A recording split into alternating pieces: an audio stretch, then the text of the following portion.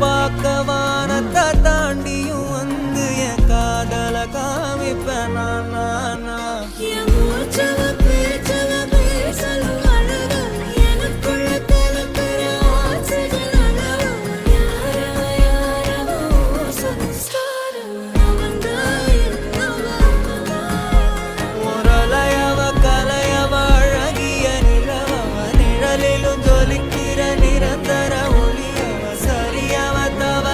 சிரிக்கிற சிரிப்புக்கு அவதான் காரணம்.